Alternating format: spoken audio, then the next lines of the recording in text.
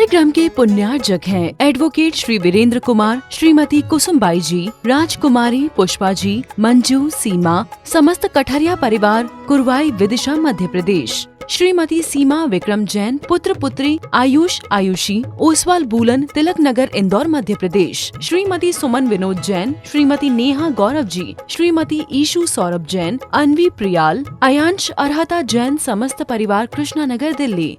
श्रीमती मानदेवी, पवन कुमार, पुष्पा गोधा, कमल शशि, महावीर सरिता, संजय, अंशुल, पूजा, राहुल, अदिति, ऋषभ, अतिवीर, आश्वी, जिंतांश, आरोही, अरहम, गोधा परिवार, विजयनगर, गुलाबपुरा, राज्यास वाले, राजस्थान।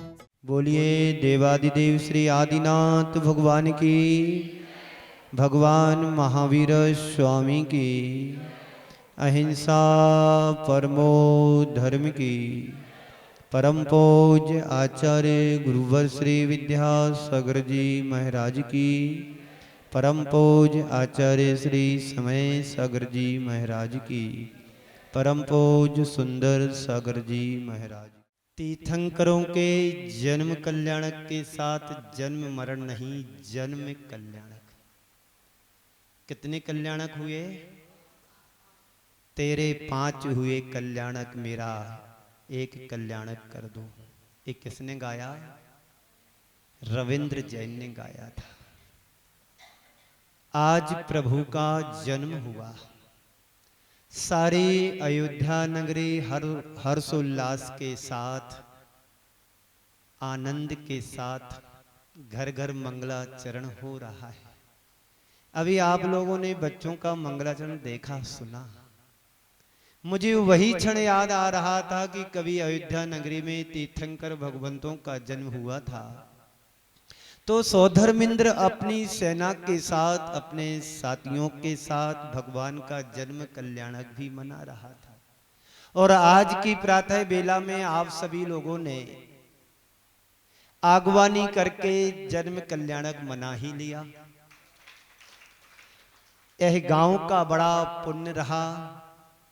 जहाजपुर से चलकर के मैं तय समय में आपके कोठरी गांव में पहुंचा।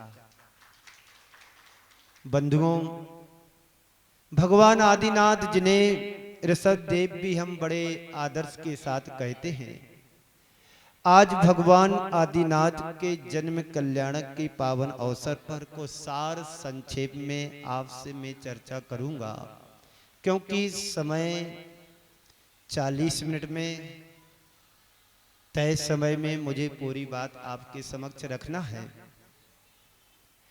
इन 4-5 बातों के लिए आपके समक्ष रखूंगा। सबसे पहली बात है, भगवान ऋषभ देव कौन थे? कभी आपने अपने मन में प्रश्न किया कि भगवान ऋषभ देव कौन थे? दूसरी बात है, वे कब हुए? युग के आदि में हुए हैं।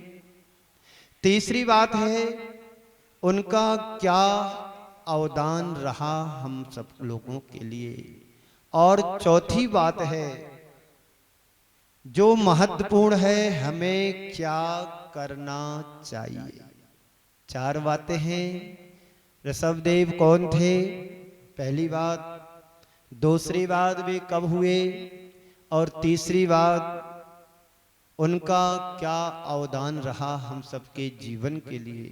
और चौथी बात, हमें क्या करना चाहिए। हम लोग आदिनाथ भगवान का गुणगान करते सदियों से चले आ रहे हैं। हर वर्ष उनके नाम का एक अर्घ चढ़ा देते हैं, रोज चढ़ाते हैं। तो आज कोई नई बात सी नहीं लगती है।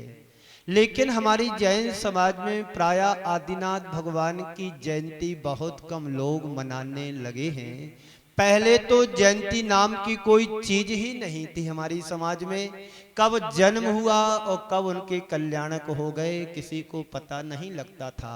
लेकिन साधु संतों के माध्यम से आज जागरूकता थोड़ी समाज के अंदर आई है कि जगह जगह साधु संत का प्रवास रहता है और उनकी प्रेरणा और प्रोत्साहन से समाज आगे बढ़ रही है। आज ऐसा ही कोठरी गांव में हुआ कि चलकर के सुबह आपके यहाँ 8:30 पौने 9 बजे पहुंचा और लोगों का उत्साह आज देखते ही बन रहा था। मैं देखते ही देखते 10 मिनट में ऐसा लग रहा था क्या चमत्कार हो गया। 40-50 महिलाएं इतनी जल्दी फटाफट आई और कड़ी से कड़ी जुड़ती गई और मंदिर आते हुए सब एक साथ बड़े जुलूस के साथ यहाँ पर जुड़ गए। मुझे बहुत अच्छा लगा, आनंद भी आया कि ऐसी एकता जैसी कोठरी समाज की है, ऐसी एकता जगत की सभी समाज वर्ग में हो जाए तो आज भी हमारा जैन धर्म सर्वश्रेष्ठ धर्मों में ऊंचा माना जाता है और जाएगा भी। क्योंकि जहां पर एक मंदिर होता है वहां समाज एक मुट्ठी में बंधी होती है, और जहां पर अनेक मंदिर होते हैं समाज का विघटन हो जाता है, बिखराव हो जाता है और समाज अनेक मंदिरों में बट जाती है। तो एक कोठरी समाज का बड़ा अच्छा योगदान है धर्म के क्षेत्र में कि इन्होंने एकता के सूत्र में बंध करके एक मंदिर के में साथ रह करके एक मंदिर में पूजन पाठ करते।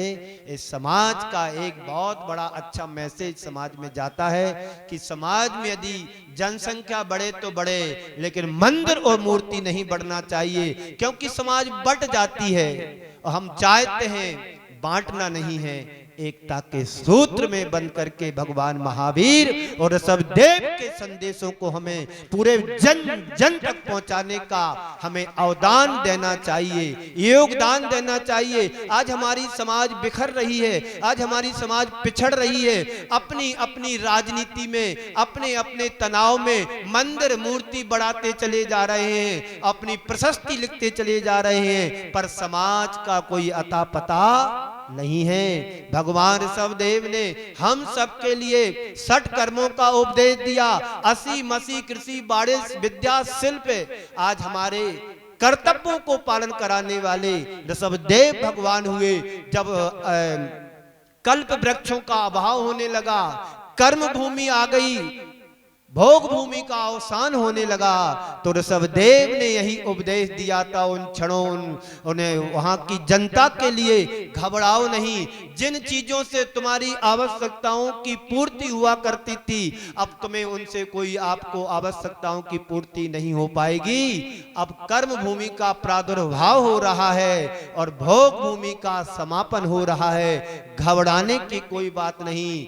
अब आपके लिए हम बताते हैं, ऐसे ऋषभदेव हमारे वेदी में विराजमान हैं, भगवान विराजमान हैं। उनके जीवन काल में हम सभी जनता के लिए जब जनता त्राहिमाम करने लगी कि अब हम लोगों का क्या होगा, आप लोग चिंता नहीं करना कोठरी वाले, जो होगा अच्छा होगा और जब होगा अच्छा ही होगा। ये वीर प्रभु की कृपा है, आदिनाथ भगवान की कृपा है, ऋषभदेव की कृपा है। आज हमारी समाज सभी समाजों में सर्वश्रेष्ठ और संपन्नशाली समाज मानी जाती है। ऐसे ऋषभदेव के 60 कर्मों के द्वारा बताए हुए आज सारी प्रजा, पूरा विश्व उनके बताए हुए संदेशों का पालन कर रहे हैं। 80 मसी कृषि विद्या शिल्प वाणिज्य व्यापार लेखनी और दूसरी बात कृषि करना, कृषक बनना। हमारे गुरुदेव कहा करते थे, ऋषि बनो या कृषि बनो। यही उपदेश भगवान ऋषभदेव का रहा कि ऋषि बनो या कृषि करो। जब तक तुम ऋषि नहीं बन सकते हो तो कृषक बन करके प्रजा का पालन करो, परिवार का पालन करो और देश के विकास में अपना योगदान दो। ये ऋषभदेव के संदेश हम सबके लिए रहे। हम लोग आदिनाथ भगवान के गुणानुवाद करके रह जाते हैं। उनके सिद्धांतों को पढ़ने का, समझने का, सोचने का समय निकालो। शास्त्र भरे पड़े हैं, अलमारियां भरी पड़ी हैं। कभी आपके मन में विचार आया कि हम थोड़ा सा समय निकाल करके भगवान ऋषभदेव को पढ़ लें, उनके जीवन दर्शन को पढ़ लें, उनके चरित्र को पढ़ लें। महापुरुष हमारी जैन धर्म में हुए हैं, वो जाति बंधन से बंध करके नहीं रहे, वो उन्होंने पुण्य इतना गाढ़ा किया, इतना गाढ़ा पुण्य किया कि उनका जन्म ही हमारे लिए कल्याणक जैसा बन गया। आपका जन्म होता, हमारा जन्म हुआ, आप सबका जन्म हुआ, लेकिन हमारा तुम्हारा जन्म के साथ मरण जुड़ा हुआ है, और जिस महापुरुष के जन्म के साथ कल्याणक जुड़ जाए उसका पर कहना ही, उनका कल्याणक उनके लिए तो हुआ है, लेकिन उनसे प्रेरणा और से प्रेरित होकर के हम अपने जीवन को कल्याणकों से जोड़ सकते हैं, हम अपने जीवन को महान बना सकते हैं। बातें कहने की तो बहुत होती हैं, पर ध्यान से सुनो, करने की कितनी होती है। सदियों से भगवान सब देव की पूजन करते आए हैं, अपने जीवन में कितना परिवर्तन ला पाए, कभी विचार किया? कोठरी वालों, 24 तीर्थंकरों के कल्याणक आते हैं, किसी कल्याणक को लेकर के हमारे मन में भाव उत्पन्न हुए कि हे प्रभु, आपने जन्म लेकर के सृष्टि का निर्माण किया, आपने जन्म लेकर के अपना कल्याण तो किया है, हम जैसे अनगढ़ लोगों के लिए, अज्ञानी लोगों के लिए आपका कल्याणक मोक्ष का मार्ग प्रशस्त कर गया। ऐसा कभी विचार किया? करने का है। आज जागो तो जागो, और जब जागोगे तभी इस मार्ग पर हम सबको चलना होगा, जो ऋषभदेव ने हम सबके लिए मार्ग बताया है। और हमें हमेशा कहते हैं कि जैन धर्म के आद्य तीर्थंकर भगवान ऋषभदेव थे, जैन धर्म के प्रवर्तक ऋषभदेव थे। ये बात तो हम अपनों के बीच में करते हैं, कर लेते हैं कि हमारे जैन दर्शन की शुरुआत ऋषभदेव के द्वारा हुई है, उनके द्वारा जो मार्ग परिवर्तन हुआ है, उनके द्वारा जो हम इस मार्ग को आज तक यहाँ तक लाए हैं, ये भगवान ऋषभदेव के द्वारा बताए हुए हैं। हमारे तीर्थंकर 24 ही हुआ करते हैं, जो युग के आदि में ऋषभदेव हुए, वहां से लेकर के उनके बाद अजितनाथ, संभवनाथ, अभिनंदननाथ आदि आदि पारसनाथ भगवान और महावीर भगवान जैसे अंतिम तीर्थंकर के रूप में हुए थे। आज मोस्टली लोग लौकिक शिक्षण में भी भगवान महावीर को ही सब कुछ मानते हैं, उन्हें इतना ज्ञान नहीं है। लेकिन जैन दर्शन के इतिहास को जब पन्ने पलटते हैं तो मोहन जोदड़ो हड़प्पा के उनके शिलालेखों में ऋषभदेव का वो उल्लेख किया गया है कि उस समय भी ऋषभदेव के बारे में जाना जाता था। बंधुओं, आप बेंगलोर के गोमटेश बाहुबली के शिलालेखों में पढ़ो तो वहां पर भी कन्नड़ भाषा में ऋषभदेव के बारे में लिखा गया है। तो ये बात तो हम सब पढ़ लेते हैं, बहुत कम लोग हैं उन शिलालेखों को पढ़ पाते हैं, उस बात को समझ पाते हैं। लेकिन ऋषभदेव भगवान एक तीर्थंकर नहीं थे, वे कर्म मूलक भगवान सभ्यता के सूत्रधार हुए। इस सभ्यता का प्रारंभ उनके ही माध्यम से हुआ था। भगवान ऋषभदेव ने योग युग से कर्म युग की में परिवर्तित किया, जिसके बल पर आज ये पूरी सभ्यता हमें दिखाई दे रही है। यदि ऋषभदेव नहीं हुए होते तो ये मनुष्य जीवन विकसित भी नहीं हुआ होता, हम पशुओं की तरह जीवन जी रहे होते, हमारा जीवन तहस नहस हो गया होता। बंधुओं, तो भगवान ऋषभदेव आद्य तीर्थंकर हुए, जो कर्म युग के शुभारंभ से हुए और जिन्होंने अयोध्या नगरी में जन्म लेकर के अयोध्या नगरी को धन्य कर दिया था। ऐसे ऋषभदेव भगवान, बहुत कम लोग हैं जिन्हें ऋषभदेव के बारे में पूर्ण जानकारी होती है। मैं अपनी बात को संक्षेप में आप सबके समक्ष करूंगा कि भगवान ऋषभदेव युग के आदि में हुए, उनका जन्म अयोध्या में हुआ। पिता श्री नाभि राय मां मरु देवी के गर्भ से उन्होंने जन्म लिया था, जैसा कि आप सभी को पता ही है। और भरत बाहुबली आदि 100 पुत्र और ब्राह्मी सुंदरी आदि 2 बहनें कन्याएं हुई। भगवान ऋषभदेव ने युग के प्रारंभ से हमें असी मसी कृषि विद्या वाणिज्य और शिल्प इन 60 कर्मों का संक्षेप में उपदेश दिया था। इन 60 कर्मों का उपदेश देकर हमारी जीविका का प्रबंध किया था। आज जो आप लोग व्यापार करते हैं, कोई कृषि करते हैं, कोई व्यापार करते हैं, कोई नौकरी करते हैं, कोई कला में निष्णात हो जाते हैं, ये सारी चीजें युग के आदि में ऋषभदेव ने ही बताया था। आगे चल कर के 72 कलाओं और 64 गुणों का हम सबको ज्ञान दिया था। आज जितने भी कला और गुण हैं उन सब के जनक भगवान ऋषभदेव रहे और संपूर्ण भारतवर्ष में 52 महाजनपदों का उन्होंने निर्माण कराया था। एक सूत्र में बांधा था जो आर्यावर्त के नाम से जाना जाता है।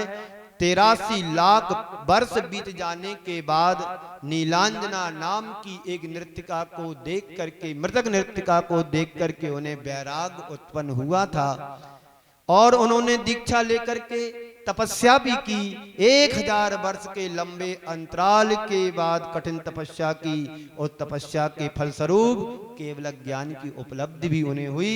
जो आप कह रहे हैं ना, तब कल्याणक का दिन भी आज है और उन्होंने अहिंसा मूलक धर्म का उपदेश दिया, धर्म तीर्थ के परिवर्तन किया और पूरे देश देशांतर में विहार करते हुए, जैसे आज सुबह हम लोग चल करके आए विहार करते हुए। कहां से विहार चल रहा हमारा? जयपुर में चातुर्मास हुआ था, प्रतापनगर सेक्टर 8 में, वहां से चल करके किशनगढ़ आया और किशनगढ़ से चल करके अजमेर पहुंचे, अजमेर से चल करके नारेली में आए, वहां से चल करके नसीराबाद और नसीराबाद से ब्यावर, ब्यावर से विजयनगर, विजयनगर से चापानेरी, चापानेरी से गुड्डा खुर्द, गुड्डा खुर्द से नांदसी, नांदसी से सरवार और सरवार से केकड़ी और केकड़ी से सावर और सावर से चल करके जहाजपुर और जहाजपुर से चल करके चबलेश्वर के दर्शन, पारसनाथ भगवान के दर्शन किए। थकान दूर हो गई। ऐसे पाषाण में भगवान, उनके दर्शन करने मात्र से तुम्हारे अंदर के रोग शोक आदि व्याधि सब नष्ट हो जाती। एक बार तुम श्रद्धा से दर्शन करोगे।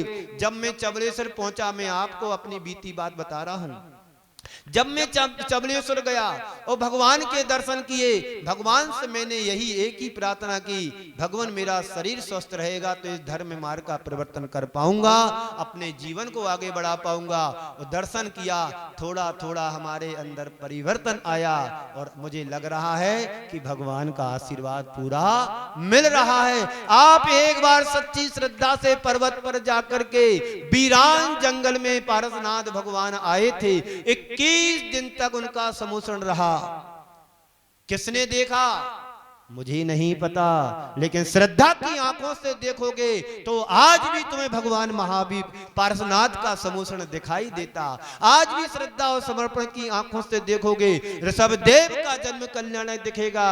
और आज अपनी श्रद्धा और भक्ति की आंखों से देखोगे तो महावीर की जयंती कल्याणक भी तुम्हें इन्हीं आंखों से देखने के लिए मिलेगा। पर आप सोचते क्या हो, करते क्या हो? कभी सोचा बैठ करके एकांत में जाकर के कि हम भगवान के कल्याणकों को देख सकूं? एक जीवन में तुम 5 कल्याणक नहीं देख सकते हैं। भगवान से अधिक तुम्हारी आयु होगी तो एक तीर्थंकर, एक मतलब भगवान के 5 कल्याणक देख सकते हो। इस कार्यक्रम के पुण्यार्जक थे एडवोकेट श्री वीरेंद्र कुमार, श्रीमती कुसुमबाई जी, राजकुमारी पुष्पा जी, मंजू, सीमा, समस्त कठरिया परिवार, कुरवाई विदिशा मध्य प्रदेश। श्रीमती सीमा विक्रम जैन, पुत्र पुत्री आयुष आयुषी, ओसवाल बूलन, तिलक नगर, इंदौर मध्य प्रदेश। श्रीमती सुमन विनोद जैन, श्रीमती नेहा गौरव जी, श्रीमती ईशु सौरभ जैन, अनवी प्रियाल, अयांश अरहता जैन, समस्त परिवार, कृष्णा नगर, दिल्ली। श्रीमती मान देवी, पवन कुमार, पुष्पा गोधा, कमल शशि, महावीर सरिता, संजय, अंशुल, पूजा, राहुल, अदिति, ऋषभ, अतिवीर, आश्वी, जिंतांश, आरोही, अरहम गोधा परिवार, विजयनगर, गुलाबपुरा, राज्यास वाले, राजस्थान।